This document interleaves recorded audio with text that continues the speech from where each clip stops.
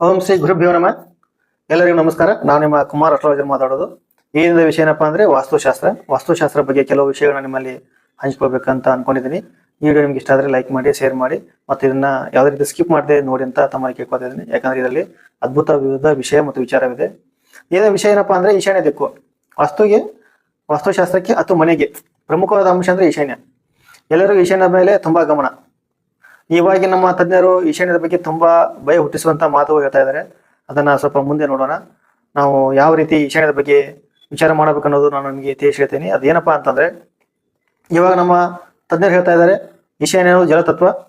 ಈ ಜಲತತ್ವದಲ್ಲಿ ಭಾರ ಇಡಬೇಡಿ ಮತ್ತು ಯಾವುದೇ ರೀತಿಯಾದ ದೇವರ ಮನೆ ನಿರ್ಮಾಣ ಮಾಡಬೇಡಿ, ಜಗಲಿ ಕಟ್ಟಬೇಡಿ, ಅಲ್ಲಿ ಧೂಪ ದೀಪ ಅಲ್ಲಿ ಕರ್ಪೂರ ಹಚ್ಚುವುದಲ್ಲಿ ಮಾಡಬೇಡಿ ಅಂತ ನಮ್ಮ ತಜ್ಞರು ಇವಾಗ ಹೇಳ್ತಾ ಇದ್ದಾರೆ. ಇವಾಗ ಇದು ತುಂಬಾ ಸ್ವಲ್ಪ ಎಲ್ಲರ ಬಳಿ ಕೇಳಿ ಬರುವಂತ ವಿಷಯ ಇದಾಗಿದೆ. ಅದನ್ನ ಸ್ವಲ್ಪ ಯಾವ ರೀತಿ ಅಂತ ನಾವು ಬಿಡಿಸೋಣ. ಅದರಲ್ಲಿ ದೇವ ಮನೆ ನಿರ್ಮಾಣ ಮಾಡುವುದು ಅಷ್ಟು ಸರಿನಾ, ಅಷ್ಟು ಒಳ್ಳೆಯದಲ್ಲ, ಸ್ವಲ್ಪ ನೋಡೋಣ. ಹೇಗಪ್ಪ ಅಂದ್ರೆ, ಎಲ್ಲ ಪ್ರಮುಖ ಗ್ರಂಥಗಳಲ್ಲಿ ನಮ್ಮ ಈಶ್ವರ ಪ್ರಕಾಶ ಆಗಲಿ, ವಾಸ್ತುವಿದ್ಯೆ ಆಗಲಿ, ಮತ್ತು ಇನ್ನೂ ಮುಂತಾದ ಗ್ರಂಥಗಳಾಗಲಿ, ಮತ್ತು ನಮ್ಮ ಹಿರಿಯರಾಗಲಿ, ಯಾರೇ ನಮ್ಮ ಹಿರಿಯರು ನಮ್ಮ ವಾಸ್ತು ಗ್ರಂಥಗಳು ಹೇಳಿದೆಲ್ಲ ಪ್ರತಿಯೊಂದು ವಿಷಯನೂ ಈಶಾನ್ಯ ಸ್ಥಾನದಲ್ಲೇ ದೇವರ ಮನೆ ನಿರ್ಮಾಣ ಮಾಡಿ ಅಂತ ಎಲ್ಲರೂ ಹೇಳ್ತಾ ಇರೋದು. ಆದ್ರೆ ನಮ್ಮ ಇವಾಗಿನ ತಜ್ಞರು ಹೇಳ್ತಾ ಇರೋದು, ಅಲ್ಲಿ ದೇವರ ಮನೆ ನಿರ್ಮಾಣ ಮಾಡೋದ್ರಿಂದ, ಭಾರವಾದ ವಸ್ತು ಇಡುವುದರಿಂದ ವಾಸ್ತು ಪರಿಶೀಲನೆಗೆ ತೊಂದರೆ ಆಗೋದು, ಅದು ಮನೆ ಯಜಮಾನನಿಗೆ ತೊಂದರೆ ಮಾಡುವುದಂತ ನಮ್ಮ ಈಗಿನ ತಜ್ಞರು ಹೇಳ್ತಾ ಇದ್ದಾರೆ. ಅದು ಯಾವ ರೀತಿ ನೋಡೋಣ. ಇದರಲ್ಲಿ ನಾವೊಂದು ಕ್ರಾಸ್ ಕ್ವಶನ್ ಮಾಡಿದಾಗ ಹೇಗೆ ಅಂದ್ರೆ, ಈಗ ನಾವು ಅಡಿಗೆ ಮನೆ ಅಗ್ನಿ ಮೂಲೆಯಲ್ಲಿ ನಾವು ಅಡಿಗೆ ಮಾಡ್ತೇವೆ, ಅಲ್ಲಿ ಬೆಂಕಿ ಉರಿಸ್ತೀವಿ. ಅದೇ ರೀತಿಯಲ್ಲಿ ನಾವು ಬೆಂಕಿ ಅಥವಾ ಅಡಿಗೆ ಮಾಡಬೇಕಾದ್ರೆ ನಾವು ಬೆಂಕಿ ಮೇಲೆ ನೀರು ಅವಶ್ಯವಾಗಿ ಇಡಲೇಬೇಕು, ಹೌದಲ್ವಾ? ಅಲ್ಲಿ ಮತ್ತು ಅಗ್ನಿ ತತ್ವಕ್ಕೆ ನಾವು ನೀರು ಇಡೋದ್ರಿಂದ ತೊಂದರೆ ಆಗೋದಿಲ್ವಾ? ಅಗ್ನಿ ತತ್ವ ನಂದಿ ಹೋಗೋದಿಲ್ವಾ? ಅದನ್ನ ನಾವು ಕ್ರಾಸ್ ಕ್ವಶನ್ ಮಾಡೋದಕ್ಕೆ ಉತ್ತರ ಯಾವುದೇ ರೀತಿ ಬರುವುದಿಲ್ಲ. ಯಾಕಂದ್ರೆ ಇವ್ರು ಹೇಳ್ತಾ ಇರೋದು, ಜಲತತ್ವದಲ್ಲಿ ಬೆಂಕಿ ಇಡೋದು ಕಷ್ಟ, ಆ ಬೆಂಕಿ ಯಾವ ಬೆಂಕಿ ಇಡ್ತಾ ಇದ್ದೇವೆ ಅನ್ನೋದು ಮುಖ್ಯ. ನಾವು ಯಾವ ಬೆಂಕಿನಲ್ಲಿ ಹಚ್ತಾ ಇದ್ದೇವೆ ಅನ್ನೋದು ಮುಖ್ಯ. ಈಶಾನ್ಯ ದಿಕ್ಕಿನಲ್ಲಿ ನಾವು ಯಾತಿ ಪ್ರಕಾರವಾದ ಬೆಂಕಿ ಹಚ್ತಾ ಇದ್ದೇವಾ, ಅಥವಾ ದೇವರಿಗೆ ನೈವೇದ್ಯವಂತ ಬೆಂಕಿ ಹಚ್ತಾ ಇದ್ದೇವಾ, ಅಥವಾ ಯಾವುದೇ ರೀತಿಯಂತ ಕೊಳಕು ಪ್ರದೇಶವಾಗಿ ಅಲ್ಲಿ ಬೆಂಕಿ ಹಚ್ತಾ ಇದ್ದೇವಾ ಅನ್ನೋ ಮುಖ್ಯ ಅಲ್ಲಿ. ಯಾಕಂದ್ರೆ ಕೆಲವು ಸಲ ದಕ್ಷಿಣಕ್ಕೆ ಬಾಗಿಲಿದ್ದಾಗ ಕೆಲವು ಜನ ಹಿತ್ತಲನ ಮಾಡ್ಕೊಂಡು ಈಶಾನ್ಯ ಔಟ್ಲೆಟ್ ಮಾಡ್ಕೊಂಡು ಅಲ್ಲಿ ಹಿತ್ತಲದಲ್ಲಿ ಬೆಂಕಿ ಹಚ್ಚೋದು, ನೀರು ಕಾಸೋದು ಮಾಡ್ತಾರೆ. ಆ ಬೆಂಕಿ ಹಚ್ಚೋದು ಮುಖ್ಯನ. ಇದರಲ್ಲಿ ಸ್ವಲ್ಪ ಪ್ರಮುಖವಾದ ವಿಂಗಡಣೆ. ಬೆಂಕಿ ಒಂದೇ, ಎಲ್ಲವೂ ಸುಡುವ ಬೆಂಕಿನೇ. ಯಾವ ಬೆಂಕಿ ಇದ್ರು ಬೆಂಕಿ ಸುಡುವುದನ್ನೇ, ಯಾವ ಬೆಂಕಿ ಗುಣಧರ್ಮ ಸುಡುವುದು. ಆದ್ರೆ ಯಾವ ಬೆಂಕಿ, ಆ ಬೆಂಕಿಯ ಪ್ರಕಾರತೆ ಏನೋ, ಆ ಬೆಂಕಿ ಒಳ್ಳೆಯದ ಕೆಟ್ಟದ ಅನ್ನೋದು ಮುಖ್ಯವಾಗಿರ್ತದೆ. ಹೇಗಪ್ಪ ಅಂದ್ರೆ, ಇವಾಗ ನಾವು ನೋಡ್ಬೇಕು, ಅಯ್ಯಪ್ಪ ಸ್ವಾಮಿ ಆಗಲಿ, ಬೇರೆ ಬೇರೆ ಪ್ರಮುಖ ದೇವಸ್ಥಾನದಲ್ಲಾಗಲಿ ಕೆಂಡ ಸೇವೆ ಅಂತ ಮಾಡ್ತಾರೆ. ಬೆಂಕಿಯಲ್ಲಿ ದಾಟಿ ಹೋಗುವುದು, ಓಡಿ ಹೋಗುವುದು, ಅದ ಬೆಂಕಿ ಕಿಚ್ಚ ಹಾಯ್ದು ಅಂತ ಕೆಲವು ಕಡೆ ಹೇಳ್ತಾ ಇದಾರೆ. ಅದೇ ಬೆಂಕಿನ ನಾವು ಆವಾಗ ಮಾಡದೆ ಮನೆ ಮುಂದೆ ಬೆಂಕಿ ಹಾಕಿ ಅಲ್ಲಿ ಓಡಿ ಹೋದಾಗ ವ್ಯಕ್ತಿ ಸುಟ್ಕೊಂಡು ಸಾಯುವಂತ ಚಾನ್ಸ್ ತುಂಬಾ ಇರೋದು. ಅದೇ ದೇವರ ಮುಂದೆ ಇರುವಂತಹ ಬೆಂಕಿಯಿಂದ ಯಾವುದೇ ರೀತಿಯಾದಂತ ಮನುಷ್ಯನಿಗೆ ಹಾನಿ ಆಗುವುದಿಲ್ಲ. ಎರಡು ಬೆಂಕಿನೇ. ನಾವು ಅದೇ ಬೆಂಕಿನ ತಂದು ಮನೆ ಮುಂದಿಟ್ಟು ದಾಟಿ ಹೋದ್ರೆ ಕಾಲು ಸುಡೋದು ನಿಶ್ಚಿತ. ಅದೇ ಬೆಂಕಿನ ನಾವು ದೇವ್ರ ಮುಂದೆ ದಾಟಿ ಹೋದಾಗ ಕಾಲು ಸುಡದೆ ಯಾವುದೇ ರೀತಿ ಅಪಾಯವಾಗದೆ ದಾಟುವುದು, ಇದು ದೇವರ ಕೃಪೆ.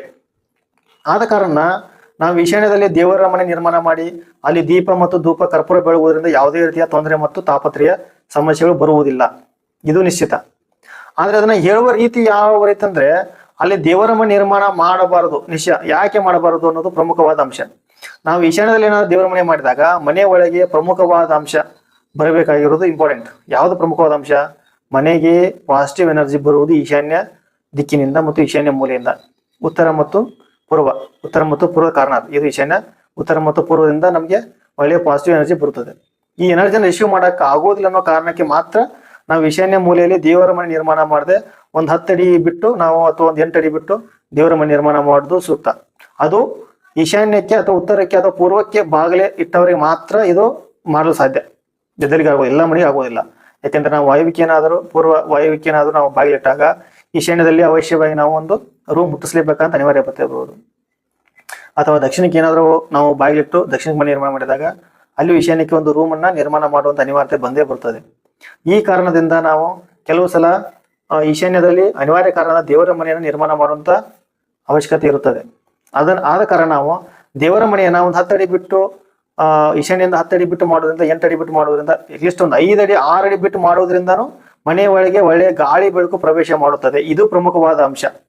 ಆ ಕಾರಣದಿಂದ ಮಾತ್ರ ಅಲ್ಲಿ ದೇವರ ಮನೆ ನಿರ್ಮಾಣ ಮಾಡಬಾರ್ದು ಅಷ್ಟೇ. ಅದನ್ನ ಬಿಟ್ರೆ ಬೇರೆ ಯಾವುದೇ ರೀತಿಯಾದಂತಹ ಬೆಂಕಿ ಇಡುವುದಾಗಲಿ, ಕರ್ಪೂರ ಹಚ್ಚೋದಾಗಲಿ, ಭಾರ ಇಡುವುದಾಗಲಿ, ಇದು ಯಾವುದಕ್ಕೂ ವಾಸ್ತುವಿಗೆ ಸಂಬಂಧವಿಲ್ಲ. ಮನೆ ಕಟ್ಟುವುದು, ನಾವು ಭೂಮಿ ಮೇಲೆ ಮನೆ ಕಟ್ಟಬೇಕಾದ್ರೆ ಈಶಾನ್ಯದಲ್ಲಿ ಪ್ರಮುಖವಾಗಿ ಕಲ್ಲು ಪೂಜೆ ಮಾಡಲೇಬೇಕು. ಕಲ್ಲು ಭಾರ, ಮನೆಯೇ ಭಾರ, ಭೂಮಿಗೆ ನಾವೇ ಭಾರ, ಎಲ್ಲಾನು ಭಾರನೇ. ಆ ರೀತಿ ಭಾರ ಅನ್ಕೊಳ್ಳದೆ ನಾವು ಅದೇ ರೀತಿ ಅವ್ರು ವಿಚಾರ ಮಾಡಿ ನಾವು ಈಶಾನ್ಯದಲ್ಲಿ ಏನಾದ್ರೂ ಸ್ಪೇಸ್ ಬಿಟ್ಟು ಒಂದು 8 ಅಡಿ ಬಿಟ್ಟು ನಾವು ದೇವರ ಮನೆ ನಿರ್ಮಾಣ ಮಾಡಿ ಈಶಾನ್ಯ ಓಪನ್ ಇಟ್ಟು ಅಂತ ಅನ್ಕೊಂಡ್ರು ಈಶಾನ್ಯ ಖಾಲಿ ಬಿಡಕ್ ಆಗೋದಿಲ್ಲ. ಅಲ್ಲಿ ಯಾವುದೇ ರೀತಿಯ ಸೋಫಾ ಇಡಬೇಕು, ಚೇರ್ ಇಡಬಹುದು, ಇಲ್ಲ ಮತ್ತೊಂದು ಸಾಮಾನು ಇಡಬಹುದು, ಇಲ್ಲ ಪ್ರದರ್ಶನ ವಸ್ತು ಇಡಬಹುದು. ಇದು ಯಾವುದೇ ಇಟ್ಟರು ಭಾರನೆ. ಚಲಿಸದೇ ಇರುವಂತ ಪ್ರತಿಯೊಂದು ವಸ್ತುನು ಭಾರನೆ. ಯಾವ ವಸ್ತುವಿಗೆ ಚಲನೆ ಇರುತ್ತದೆ ಅದು ಮಾತ್ರ ಭಾರ ಹೋಗುದಿಲ್ಲ. ನಾವು ಸೋಫಾ, ಚೇರು, ಕುರ್ಚಿ, ಮೇಜು, ಟೇಬಲ್ ಯಾವುದೇ ಇಟ್ಟರು ಇದು ಚಲಿಸುವ ವಸ್ತು ಅಲ್ಲ. ಅಲ್ಲೇ ಇರುವುದರಿಂದ ಇದು ಭಾರ ಆಗುವುದು ನಿಜ. ಇದು ಭಾರ ಆಗುತ್ತದೆ. ನಾವು ದೇವರ ನಿರ್ಮಾಣ ಮಾಡುವುದು, ಜಗಲಿ ಕಟ್ಟೋದು ಭಾರ ಆಗೋದಿಲ್ವಾ? ಅದೇ ರೀತಿ ಅದು ಸೂಕ್ಷ್ಮವಾಗಿ ಗಮನಿಸಬೇಕಾದ ವಿಷಯ ಏನಪ್ಪಾ ಅಂದ್ರೆ, ಈಶಾನ್ಯದಿಂದ ಬರುವಂತ ಪಾಸಿಟಿವ್ ಎನರ್ಜಿನ ನಾವು ರಿಸೀವ್ ಮಾಡ್ಕೋಬೇಕು. ಅದು ಪ್ರಮುಖವಾದ ಅಂಶ. ಈ ಪ್ರಮುಖವಾದ ಅಂಶನ ಮರೆಮಾಚಿ ನಾವು ಜನರಿಗೆ ತಪ್ಪು ಸಂದೇಶ ನೀಡ್ತಾ ಇದ್ದೀವಿ. ಅಲ್ಲಿ ದೇವರ ಮನೆ ನಿರ್ಮಾಣ ಮಾಡಬೇಡಿ, ನಿಮ್ಗೆ ತೊಂದರೆ ಆಗುತ್ತೆ, ಮನೆ ಯಜಮಾನಿಗೆ ತುಂಬಾ ತೊಂದರೆ ಇರುತ್ತೆ, ಹಣಕಾಸು ತೊಂದರೆ ಇರುತ್ತದೆ. ಇದು ತಪ್ಪು ಕಲ್ಪನೆ. ಹಣಕಾಸು ತೊಂದರೆ ಬರೋದು, ಮನೆ ಯಜಮಾನ ತೊಂದರೆ ಆಗೋದು ಇದು ಬರೀ ವಾಸ್ತುವಿನಿಂದ ಮಾತ್ರ ಸಾಧ್ಯವಿಲ್ಲ. ಇದರಲ್ಲಿ ಕೆಲವು ಸಲ ವ್ಯಕ್ತಿ ಜಾತಕದಲ್ಲಿ ಏನಾದ್ರು ತೊಂದರೆ ಇದ್ರೆ ಅದಕ್ಕೂ ವಾಸ್ತುವಿಗೆ ಸಂಬಂಧ ಬರುವುದಿಲ್ಲ. ವಾಸ್ತುವಿನ ಪ್ರಮುಖವಾಗುವುದಿಲ್ಲ. ಮನುಷ್ಯನ ಜಾತಕ ಪ್ರಮುಖ. ಯಾಕೆ ವ್ಯಕ್ತಿ ಹುಟ್ಟಿದಾಗ ಅವನೊಂದು ಜಾತಕನೋ ಅಕೌಂಟ್ ಸ್ಟಾರ್ಟ್ ಆಗುತ್ತೆ. 12 ಮನೆ ಅಕೌಂಟ್. ನಾವು ಯಾವ ಮನೆಯಲ್ಲಿ ಎಷ್ಟು ಪುಣ್ಯ ಇದನ್ನು ಮುಖ್ಯ. ದ್ವಾದಶ ಭಾವಗಳಲ್ಲಿ ನಾವು 1ನೇ ಮನೆ ಎಷ್ಟು ಪುಣ್ಯ ಇಟ್ಟಿದ್ದೀವಿ, 2ನೇ ಮನೆ, 3ನೇ ಮನೆ, 4ನೇ ಮನೆ, ಈ ಚತುರ್ಥ ಸ್ಥಾನ, 4ನೇ ಮನೆ ಚತುರ್ಥ ಸ್ಥಾನ. ಈ ಚತುರ್ಥ ಸ್ಥಾನದಲ್ಲಿ ನಾವು ಎಷ್ಟು ಬ್ಯಾಲೆನ್ಸ್ ಇಟ್ಟಿದ್ದೀವಿ. ಬ್ಯಾಲೆನ್ಸ್ ಅಂದ್ರೆ ಶುಭ ಗ್ರಹಗಳು. ನಮ್ಮ ಬ್ಯಾಲೆನ್ಸ್ ಅಂದ್ರೆ ಶುಭ ಗ್ರಹಗಳು. ಬ್ಯಾಲೆನ್ಸ್ ಇಲ್ಲಪ್ಪ ಅಂದ್ರೆ ಅಶುಭ ಗ್ರಹಗಳು. ಚತುರ್ಥ ಸ್ಥಾನದಲ್ಲಿ ಏನಾದ್ರು ಶುಭ ಗ್ರಹ ಕುಂತು ಚತುರ್ಥಾಧಿಪತಿ ಏನಾದ್ರು ಅಷ್ಟಮ ಷಷ್ಠ ದ್ವಾದಶ ಭಾವ ಸಂಬಂಧಪಡದೆ ಸ್ವಸ್ಥಾನದಲ್ಲಿ ಇದ್ದು ಉಚ್ಚ ಸ್ಥಾನದಲ್ಲಿದ್ದು ಒಳ್ಳೆ ಯೋಗದಲ್ಲಿದ್ದರೆ ನಮ್ಗೆ ಒಳ್ಳೆ ಬ್ಯಾಲೆನ್ಸ್ ಇದೆ ಅಂತ ಅರ್ಥ. ಇಲ್ಲ ಅಲ್ಲಿ ಚತುರ್ಥ ಸ್ಥಾನದಲ್ಲಿ ಅಷ್ಟಮಾಧಿಪತಿ, ಷಷ್ಠಾಧಿಪತಿ, ದ್ವಾದಶ ಭಾವಾಧಿಪತಿ ನಿತ್ತು ಅಥವಾ ಶನಿ ಕುಜ ರಾಹು ನಿಂತಾಗ ನಮ್ಮ ಬ್ಯಾಲೆನ್ಸ್ ಕಡಿಮೆ ಆಗಿದೆ ಅಂತ ಅರ್ಥ. ನಮ್ಮ ಜಾತಕದಲ್ಲಿ ಚತುರ್ಥ ಸ್ಥಾನ ಯಾವ ರೀತಿ ಇದೆಯೋ ಅದೇ ರೀತಿ ವ್ಯಕ್ತಿಗೆ ಮನೆ ದೊರಕುವುದು, ಅದೇ ರೀತಿ ವಾಸ್ತು ದೊರಕುವುದು. ಅದನ್ನು ಬಿಟ್ಟು ನಾವು ನಿಮ್ಮ ಸ್ಥಾನ ತೊಂದರೆ ಇದೆ ಅಂದ್ರೆ ಅಷ್ಟು ಸಮಂಜಸವಾದಂಥ ವಿಷಯವಾಗಿರುವುದಿಲ್ಲ. ಆದ್ರಿಂದ ನಾವು ಇದನ್ನ ಸ್ವಲ್ಪ ಕುಲಂಕುಷವಾಗಿ ವಿಚಾರ ಮಾಡುವಂತ ವಿಷಯವಾಗಿದೆ. ಜಾತಕ ಇಲ್ಲದೆ ವಾಸ್ತು ಇಲ್ಲ. ನಾವೆಷ್ಟೇ 100% ವಾಸ್ತು ಮಾಡಿದ್ದೇವೆ ಅಂದ್ರೂ ಯಾವ್ದಾರ ಮೂಲೆಯಲ್ಲಿ ಸ್ವಲ್ಪ ಕಾರಣದಲ್ಲಿ ತಪ್ಪು ಬಂದೇ ಬರ್ತದೆ. ನಾವು ಎಷ್ಟೇ ಪ್ರಯತ್ನ ಮಾಡಿದ್ರೆ, ಯಾಕಂದ್ರೆ ಒಳ್ಳೆಯ ಇಂಜಿನಿಯರ್ ಆಗಲಿ, ಒಳ್ಳೆಯ ಆರ್ಕಿಟೆಕ್ಟ್ ಆಗಲಿ, ನಾವು ಯಾರೇ ಕರ್ಕೊಂಡು ಬಂದ್ರು ಆ ಕಡೆ ಕೆಡಿಸೋದು ಮೆಸ್ರಿ ಏನಾದ್ರು ಗಿರಾಯ ಮಾಡುವಾಗ ಅಥವಾ ಒಂದೇ ಒಂದು ಹೆಂಟಂಗಿ ಹೆಚ್ಚು ಕಡಿಮೆ ಮಾಡಿದ್ರು 1 ಇಂಚ್ ಫರಕ್ ಆದ್ರೂ ವಾಸ್ತುವಿನ ನಿರ್ಮಾಣನ ಬದಲಾವಣೆ ಆಗ್ತದೆ. ಯಾಕಂದ್ರೆ ನಾವು ಕೊಟ್ಟಿರೋ ಧ್ವಜಾಯ ಉದಾಹರಣೆ ಮಾಡ್ಬೇಕಾದ್ರೆ 30-20 ಧ್ವಜ ಕೊಟ್ಟಿರ್ತೇವೆ. ಆ 30-20 ಏನಾದ್ರು 1 ಇಂಚ್ ಅಥವಾ 30 ಫುಟ್ 1 ಇಂಚ್ ಅಥವಾ 20 ಫುಟ್ 1 ಇಂಚ್ ಆದ್ರೂ ಅಲ್ಲಿ ವಾಸ್ತುವಿನ ನಾವು ಕೊಟ್ಟಿರೋ ವಾಸ್ತು ಆಯಾ ಕೆಟ್ಟು ಹೋಗುತ್ತದೆ. ಆದ ಕಾರಣ ನಾವು 100% ವಾಸ್ತು ಮಾಡಿದ್ರು ಅದು ಅಷ್ಟು ಮನುಷ್ಯನಿಗೆ ಹೊಂದಾಣಿಕೆ ಆಗೋದಿಲ್ಲ. ಅವನ ಜಾತಕದಲ್ಲಿ ಏನಾದ್ರು ಕೆಟ್ಟಿದ್ದರೆ ಅವನಿಗೆ ತುಂಬಾ ಹಣವಂತ ಶ್ರೀಮಂತನಾಗಿದ್ರು ಅವನಿಗೆ ಸರಿಯಾದ ವಾಸ್ತು ಇಲ್ಲದ ಮನೆ ದೊರಕೋದು. ಇದನ್ನು ನಾವು ಸ್ವಲ್ಪ ಗಮನಿಸಬೇಕಾದಂತ ವಿಷಯ. ಅದಕ್ಕೆ ಪ್ರಮುಖವಾಗಿ ಜಾತಕ ಇಂಪಾರ್ಟೆಂಟ್.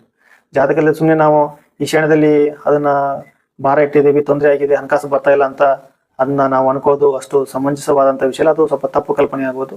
ಜಾತಕ ಪ್ರಮುಖ, ಅದೇ ರೀತಿ ವಾಸ್ತುವಿಗೆ ಪ್ರಮುಖವಾಗಿ ಮನೆಗೆ ಸರಿಯಾದ ಗಾಳಿ ಬೆಳಕು ಬರುವುದನ್ನ ಸರಿಯಾಗಿ ನೋಡ್ಕೋಬೇಕು, ಅದು ಮುಖ್ಯ. ಅದನ್ನ ಬಿಟ್ಟು ನಾವು ಬೇರೆ ರೀತಿ ವಿಚಾರ ಮಾಡೋದು ತಪ್ಪು. ದುಡ್ಡು ಕುಬೇರ ಮೂಲೆಯಿಂದ ಉತ್ತರದಿಂದ ಬರುತ್ತೆ ನಾವು ಹೇಳ್ತೇವೆ. ಮತ್ತೆ ದಕ್ಷಿಣ ಬಾಗಿಲಿಟ್ಟಾಗ ಉತ್ತರ ಬ್ಲಾಕ್ ಆಗೋದು, ಆಗ ದುಡ್ಡು ಬರಲ್ವಾ? ದಕ್ಷಿಣಕ್ಕೆ ಬಾಗಿಲಿದ್ದ ಮನೆ ಜನ ಚೆನ್ನಾಗಿಲ್ವಾ? ದಕ್ಷಿಣ ಬಾಗಿಲಿದ್ದ ಶ್ರೀಮಂತರು ಇಲ್ವಾ? ತುಂಬಾ ಜನ ಇದ್ದಾರೆ. ದಕ್ಷಿಣ ಬಾಗಿಲಿದ್ದ ತುಂಬಾ ಜನ ಶ್ರೀಮಂತರಿದ್ದಾರೆ. ಅವ್ರಿಗೆ ಉತ್ತರ ಬ್ಲಾಕ್ ಆದ್ರೂ ಶ್ರೀಮಂತರಿದ್ದಾರೆ, ಒಳ್ಳೆ ಯೋಗದಿದ್ದಾರೆ. ಅದಕ್ಕೆ ಕಾರಣ ಜಾತಕ. ಅವನ ಜಾತಕದಲ್ಲಿ ಏನಾದರೂ ಒಳ್ಳೆ ಯೋಗ ಇದ್ರೆ ತೊಂದರೆ ಇಲ್ಲ. ಜಾತಕ ಕೆಟ್ಟಿದ್ರೆ ಕೆಟ್ಟ ವಾಸ್ತುನ ಸಿಗೋದು. ಜಾತಕ ಏನಾದ್ರು ಕೆಟ್ಟಿದ್ರೆ ಅವನಿಗೆ ವಾಸಕ್ಕೆ ಯೋಗ್ಯ ಮನೆ ಸಿಗುವುದಿಲ್ಲ. ಇಲ್ಲ ಧನವಂತನಿದ್ರು ಆ ಗ್ರಹಗಳ ಪ್ರಭಾವದಿಂದ ಅವನಿಗೆ ಬಾಡಿಗೆ ಮನೆಯಲ್ಲಿ ಇರುವಂತ ಅನಿವಾರ್ಯತೆ ಮತ್ತು ಸಮಸ್ಯೆಯಿಂದ ಬರುತ್ತದೆ. ಅದನ್ನ ನಾವು ಸರಿಯಾಗಿ ಕೂಲಂಕುಷವಾಗಿ ವಿಚಾರ ಮಾಡ್ಕೋಬೇಕು. ಎಲ್ಲರೂ ಸ್ವಲ್ಪ ಇದನ್ನ ವಿಚಾರ ಮಾಡಿ ನೋಡ್ಬೇಕಂತ ತಮ್ಮಲ್ಲಿ ಕೇಳ್ಕೊತಾ ಇದ್ದೀನಿ. ಈ ವಿಷಯ ನಿಮ್ಗೆ ಇಷ್ಟ ಆದ್ರೆ ಲೈಕ್ ಮಾಡಿ, ಶೇರ್ ಮಾಡಿ ಮತ್ತು ಸಬ್ಸ್ಕ್ರೈಬ್ ಮಾಡಿ. ಇದೇ ರೀತಿ ಮತ್ತೆ ಕೆಲವು ವಿಷಯಗಳನ್ನ ನಿಮ್ಮ ಮುಂದೆ ಹಂಚಿಕೊಳ್ಳುವಂತ ವಿಷಯನ ನಾನು ತರ್ತಾ ಇದ್ದೇನೆ. ಮುಂದೆ ವಿಡಿಯೋಲಿ ನಾನು ಕೆಲವು ವಿಷಯಗಳನ್ನ ಮತ್ತೆ ಹೇಳ್ತೀನಿ ವಾಸ್ತುವಿನ ಬಗ್ಗೆ. ಎಲ್ಲರಿಗೂ ನಮಸ್ಕಾರ. ನಮ್ಮನ್ನು ಹಾರಿಸಿ ಅಂತ ತಮ್ಮಲ್ಲಿ ಕೇಳ್ಕೊತಾ ಇದ್ದೀನಿ. ಎಲ್ಲರಿಗೂ ನಮಸ್ಕಾರ.